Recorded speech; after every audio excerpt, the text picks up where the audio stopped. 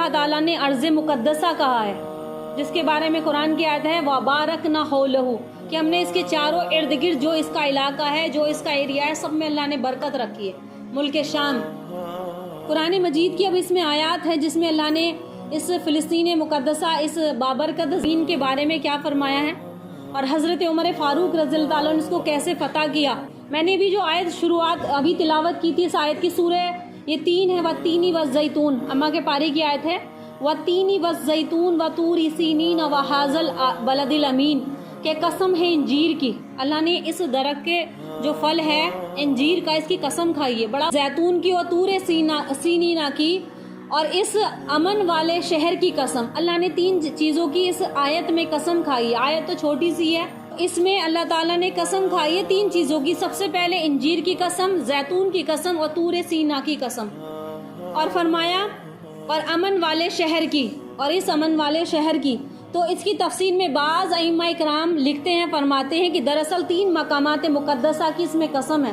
اس میں 3 مقامات کی قسم کھائی ہے جہاں پر اللہ رب العزت نے 3 علوم عظم پیغمبروں کو مبعوث فرمایا۔ 3 قسم کا مطلب یہ ہے کہ 3 پیغمبروں کو، بڑے بڑے پیغمبروں کو یہاں پر مبعوث فرمایا۔ پہلا مقام وہ ہے جہاں انجیر اور زیتون کی پیداوار ہوتی ہے، اور وہ ہے بیت المقدس، یعنی کہ یہ فلسطین کی سرزمین۔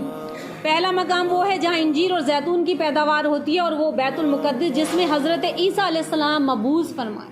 یہاں پر اللہ تعالیٰ نے حضرت عیسیٰ علیہ السلام کو بھیجا۔ دوسرا مقام طور سینینا ہے، طور سینا ہے جہاں پر حضرت موسیٰ علیہ السلام کو اللہ تعالیٰ نے نبوت عطا فرمائی۔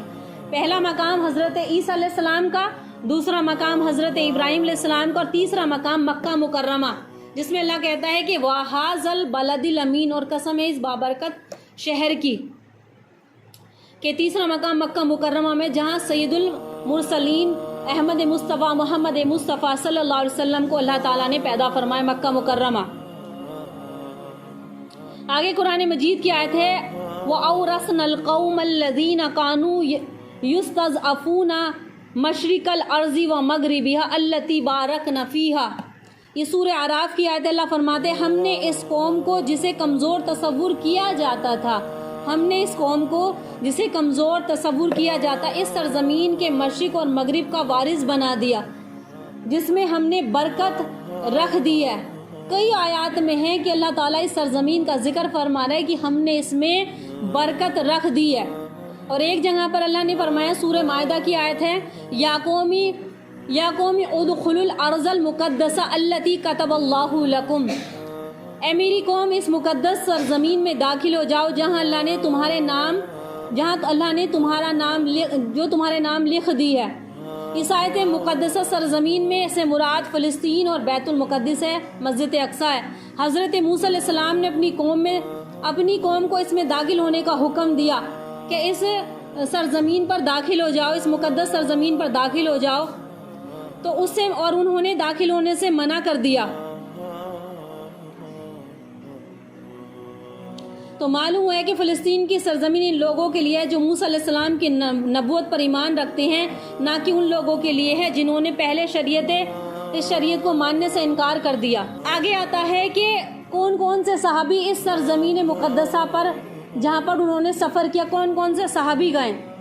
جن صحابہ اکرام نے مسجد اقصی کی طرف سفر کیا تو وہ کون کون سے صحابی ہیں؟ سب سے پہلا نام آتا ہے حضرت عمر بن خطاب کا، انہوں نے بیت المسجد کو، مسجد اقصی کو فتح کیا۔ اور ایک صحابی حضرت ابو عبادہ بن جراح، یہ اس فوج کے سپہ سالار تھے جس نے بیت المقدس کو حضرت عمر رضی اللہ تعالیٰ کے عہد خلافت میں فتح کیا تھا۔ دوسرے صحابی حضرت بلال بن رباح، یہ حضرت عمر کے ساتھ بیت المقدس گئے تھے، مسجد اقصی میں گئے تھے۔ مسجد اقصی میں اذان کہنے کا شرف ان صحابی کو ملا۔ حضرت معاذ ابن جبل، انہوں نے حضرت ابو عبادہ بن جراح نے اپنی وفات کے وقت اپنا نائب بنایا تھا، پھر یہ طاعون کی بیماری میں وفات پا گئے تھے، انہوں نے بھی اس سرزمین کا سفر کیا۔ خالد بن ولید، عبداللہ بن سلام اور ابو ہریرہ رضی اللہ تعالیٰ عنہ جیسے بڑے بڑے جلیل و قدر صحابی یہ فتح بیت المقدس کے وقت وہاں پر موجود تھے۔ حضرت ابو عبادہ بن صامت رضی اللہ تعالیٰ عنہ یہ فلسطین میں سب سے پہلے قاضی بنے تھے، بیت المقدس میں قیام پریز سے، اور اس میں پھر وہیں پر ان کا انتقال ہو گیا۔ آگے تمیم بن اوس داری رضی اللہ تعالیٰ عنہ یہ اسلام قبول کرنے سے پہلے فلسطین ہی کے رہائش، یہاں پر فلسطین کے علاقے میں بھی رہائش تھی ان کی، اسلام قبول کیا، اللہ کے رسول صلی اللہ علیہ وسلم کے ساتھ رہے اور اس کے بعد کچھ عرصے تک بیت المقدس میں گورنر بنے۔ عبداللہ بن عمر رضی اللہ تعالیٰ عنہ یہ بیت المقدس میں کئی بار گئے، جب بھی جاتے تھے مسجد اقصی میں نماز پڑھ کر واپس چلے جاتے تھے اور کہا کرتے تھے کہ میں صرف سلیمان علیہ السلام کی دعا حاصل کرنے کے لیے یہاں پر آتا ہوں۔ جب بھی جاتے تھے اس مسجد میں سفر کرتے تو سفر سے واپسی کے بعد یہاں پر ضرور جاتے اور کہتے تھے کہ میں نے سلیمان علیہ السلام کی دعا کو حاصل کرنے کے یہاں پر سفر کیا۔ حضرت ابو ریحانہ رضی اللہ تعالیٰ عنہ یہ بھی بیت المقدس ہی کے رہائش سے مسجد اقصی میں درس دیا کرتے تھے۔